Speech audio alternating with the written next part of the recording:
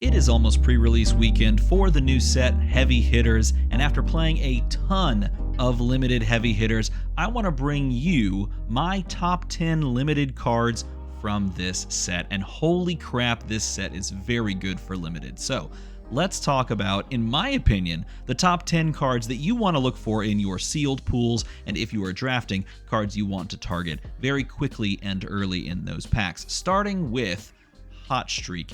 Now, this is in no particular order, but this card is quite literally insane in general for both heroes that it can be played in, and it really enables the overall archetype of, well, in some cases fatigue, but even just value warrior in general, because Hot Streak is a one-handed sword that basically says attack for 2, paying 1, and most likely this will have go again or just deal 2 damage, because if this is defended by 1 or more attack action cards, then it just gains go again. And guaranteed go again in this set is chef's kiss good. This is a very powerful card, and if you open this in your sealed pool, you should immediately look at your warrior cards and your warrior pool to see if you can put together a decent deck, because making use of this weapon is very, very powerful. If you're drafting and you see this going around the table, this is 1, a card you should draft to try and play, and 2, a card you should hate draft if it is on, like, pack 2 or pack 3 and you're not in warrior. This is worth hate drafting because it is very good against you. And again, it enables a fatigue style archetype for warrior. If you'd like me to break down the different archetypes that are within this limited set as I see them, watch tomorrow's video, because I'm going to do that in a sort of a sealed starter guide. So you probably want to subscribe and make the number go slightly higher so that we can do that. Wage Agility is the next card, and if you thought the first card was good because it gave go again, Wage Agility is good because it can enable really just about any card to get go again, because you can wager the agility token. Now, there are 3 tokens in this set, agility being one of them, which basically just cracks at the start of your turn and gives your next attack go again, your first attack that turn go again. You also have vigor, which cracks at the start of the turn and gives you +1 resource or energy, and then might, which cracks and gives you +1 attack on your first turn. But I will say Wage Agility is perhaps the best because it enables the best token in my opinion, and that is the agility token.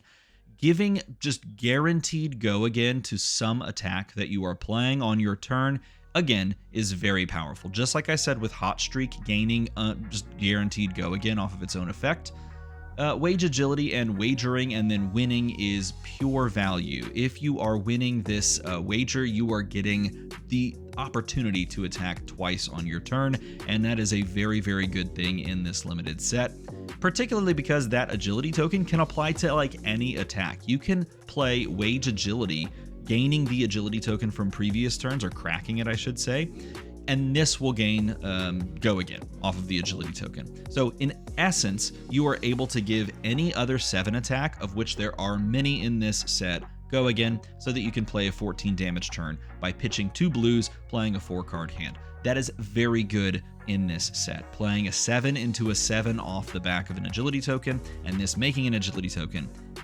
thumbs up. Thumbs up. Great card. Draft it. If you see this in sealed, you want to consider Brute and you want to consider Warrior.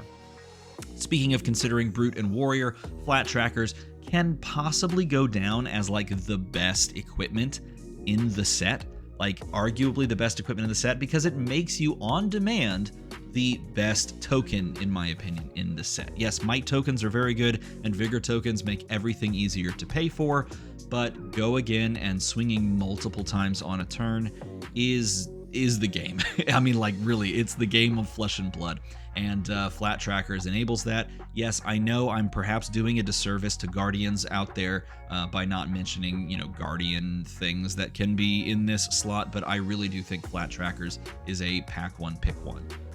In fact, I did this in a draft. I pack 1, no, I guess it was pack 2, pick 1 Flat Trackers. And I was very open in the first pack, but the moment I saw this, I was like, yep, I'm in one of these 2 classes because this card is just so good.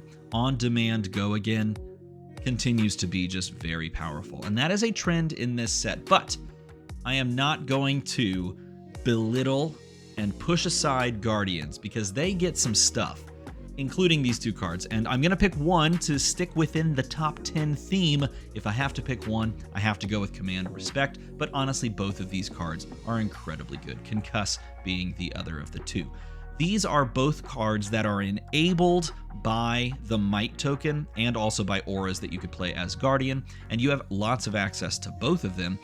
Both of these cards have massive payoffs in this set, absolutely massive payoffs if you connect with a Might token with them. So Command Respect being the one that is basically CNC in this set. So if this hits a hero and it has attack greater than its base, you blow up the arsenal. Now, I have found, as I smack the mic, I have found that in this set, you are a little bit less apt to play things from Arsenal because there are many just 2-card hands that are super valuable. You know, pitch a blue to play a 7 attack. That is a very standard play pattern. Heck, you can do it with this card. Pitch a blue to play Command Respect, which means that your other 2 cards are free to block with. But in the instance that your opponent is playing to a 5-card hand, and there are very good reasons to do that in this set, Command Respect says you don't get to do that, and that's quite good. Concuss being the follow-up to that, and in more often play lines where they are, blocking with 2 cards and playing 2 cards, or pitching and playing a card, Concuss is the answer in that respect. So both of these cards very powerful. If you want me to pick one just to stick to the 10-card limit, because that's how videos work, Command Respect is quite good. You should definitely look at both of these types of cards when you're opening your sealed pool. If you've got enough blues, these are definitely cards that pull you into Guardian, in my opinion. Along with another card that straight up just enables both of those. Bigger Than Big is like a multifaceted card. First of all, it is just a +5, which is quite good in this set, particularly if you are Betsy, because it sets you up to possibly line it up with an overpower turn and essentially win the game. And this is something that I ran into multiple times, both in the calling there and also just in a couple of side events on Sealed. That if your opponent is a Guardian and they win the die roll and they elect to go first, they are probably playing towards picking up one of these auras on turn 0 and playing it down. If you find one of these auras in the first 2 turns of the game as a Guardian player, it is worth blocking a little bit and just playing this as your 2-card hand, because you are enabling a 13 damage turn more likely than not on your opponent, and they are going to have just fits trying to block it in a set full of 2 blocks. This is a very good card. In other sets, in previous sets, you look at auras and you're like, there's not enough value there.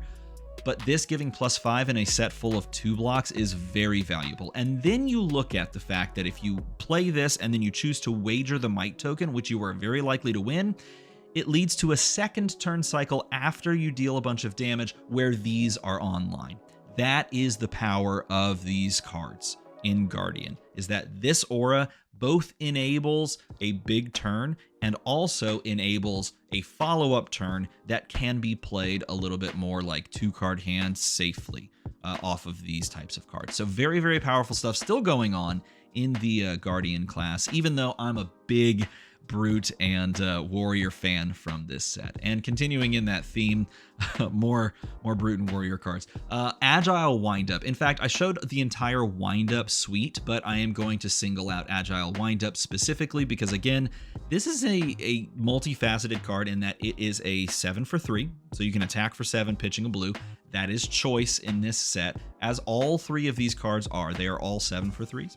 But being able to, on your opponent's turn 0, banish this, or discard this, discard this to create an agility token to start the game off with. Again, very, very good. It's the same reason that Flat Trackers is very good, because you can start on turn 0, crack it, and pass. In this case, you can have your opponent start on turn 0, toss this, and pass, doing the same thing. You can also do this on your own turn 0 and not let them filter, but the card's very good. And in any case, in any moment, you can do this throughout the game. I found myself playing as Brute multiple times, finding a really nice window where I can just toss this. The rest of my hand paid for itself, and I could play it. And so this enabled me to swing Claw after that, and that pushes extra damage. And in this set, any bit of damage is very helpful. I have to talk about these 2 tests. There are tests of everything. There's test of agility, there's test of might, there's test of vigor. But again, agility I have to highlight because in my opinion, it is the best token in the game. Honestly, weirdly enough, best token in the set. I didn't necessarily think it would be as like groundbreaking as it turned out to be. I kind of liked Might Token as well, and Vigor getting an extra resource, but Agility is just by far, in my opinion, the best. But I have to say, Test of Strength, being a generic, should immediately go into just about every deck. Yes, you can play it in Warrior even if you're going to lose the Clash. That's okay. Clashing, by the way, an effect that I'll explain more in tomorrow's video, so again, subscribe if you want to see that. But Clash being an effect where both heroes flip the top and compare. You are going to win that sometimes as a warrior. You're going to lose that probably more often as a warrior in general, unless you're Olympia, my main man in the back here. It doesn't matter. This is a block 4, and in a set with 2 blocks, in a set with a lot of people swinging 3 for 7s, or 7 for 3s, however you want to say that, leave a comment down below with which one you think it is, 7 for 3, 3 for 7. In a set full of that, you can full block any of that with a 4 and a 3 in hand. And these block cards being 4 blocks, that's where you want to be. This set has no defense reactions. It has instants that defend for 2, essentially, that block 2 damage, and it has a headpiece that blocks for 2 damage and feels okay in Brute, and that's really kind of about it. This is the sink below of the set. Test of Strength, if you see it, you want to play it because it is worth playing. Rounding out our top 3 is the card that's going to get the most judge calls over the weekend, Down But Not Out. This card is incredibly powerful. If your opponent goes first, deals you any amount of damage, you can give your equipment and enable this card very, very easily. Down But Not Out is a generic, so you can run it in any hero. You want to find the red because it is very good, but really even the yellow and the blue have value. It's a 3 cost, 3 block. In the red, it's 5 attack.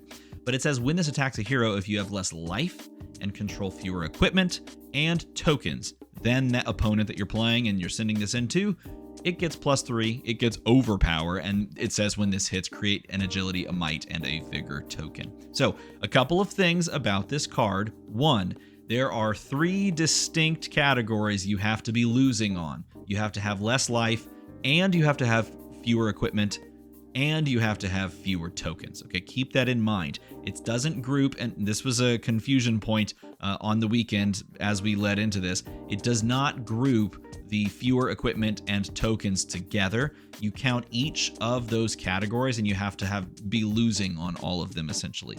But the payoff in doing so is that you get to send 8 overpower and gain all the tokens. And that's good for everybody. And this card is quite good in draft. It is quite good in sealed as well. So if you plan on doing any limited whatsoever, look for this card in the generic slot because the payoff is immense. Yes, it can be blocked out by combinations of equipment and blocks. It can be blocked out by warriors relatively easily, but you are begging for cards to do that. And this ends up becoming just a nice value card off of a blue. It's a better version of those blue 7s, or sorry, those red 7s. It is a better version of them. You're pitching a blue, in this case on the red, to send 8 overpower if the effect is active. I actively, in multiple games, had this and parked it in the arsenal and made blocks slightly differently so that I could enable it and get the value off of it, and it paid off more often than it didn't. So keep this card in mind as you go into the weekend. I cheated on this one. Okay, stop. I cheated on this one. If you're offended, tell me in a comment below, but I cheated. These headpieces are worth pulling you into a specific class. Not always, but most of the time, yes. And I arranged them in the order that I liked them best. So there you go. Left to right from top, down to bottom. Good Time Chapeau is probably just the best one. It's probably just the best that there is. Because it's a temper block 2, which means it blocks for 3, and you can use the effect multiple times without it exploding. You don't have to destroy Good Time Chapeau to use its effect again. Do you understand? Good, because a lot of people didn't when we started playing in the Calling Queenstown and in the world premiere. You can activate that effect multiple times, so very good. But I had to highlight all of them. If you wanted me to pick one for the video, heck, it's Good Time Chapeau. I saved the best for last. The best card. Some people are not going to agree with this, and I don't care, because this card is good in every hero. Traden. Traden is the best card in the set. You're welcome. You're welcome. Traden's the best card in the set. Traden being a generic from the arsenal, go again in this set is premium. Discarding a card is good in Brutes because it can trigger Intimidate if you're Rhinar, and discarding a card in KO gives you a Might token if you discard the right cards. Again, 6 power attacks, right? Drawing a card is good in Warriors because drawing a card allows you to draw more attack reactions or big attacks if you're playing Olympia, or maybe some wager mechanics if you're playing Olympia, or it just makes your swords free if you're playing as Kasai. And drawing a card means that you can turn a red into a blue and swing your weapon if you were a Guardian. This card is so nuts. If you pull a red, it goes into every deck. And then it very specifically enables insanity in Limited. Absolute insanity. This card enables so many wide turns, not just because it gets go again, but because of the discard and draw effect, that it's like a shoe-in the moment you see it. Like, I would consider pick one, pack one, pick one, pack one, pick one. I would consider taking this card, like pack one, pick one. Maybe I'm way too high on it. If I am, tell me in a comment below, but I think I'm on the money here, and that card's the best card in the set. But those are my top 10 picks for limited cards in Heavy Hitters. I played a lot of this set in the Calling Queenstown and just the side events in general. I spent all my prize tickets on a bunch of packs because I had a literal blast. I had an absolute blast. So enjoy the pre-release weekend. Get out to a pre-release at your local game store. Go support local game stores and support this incredible set, because this is probably the most fun I've ever... No, I'm going to say it. This is the most fun I've ever had in Limited, and I've played every Limited set that is available since the game released, and this is more fun than all of them. And this is what I do at events. I go to events, I buy a box late at night, I get people together and I draft. And this is by far, I think, far and away the best Limited set that has been released in Flesh and Blood. So go enjoy it. Let me know how you feel about it as you play. Watch tomorrow's starter guide. And as always, make this number go slightly higher. Thanks for watching.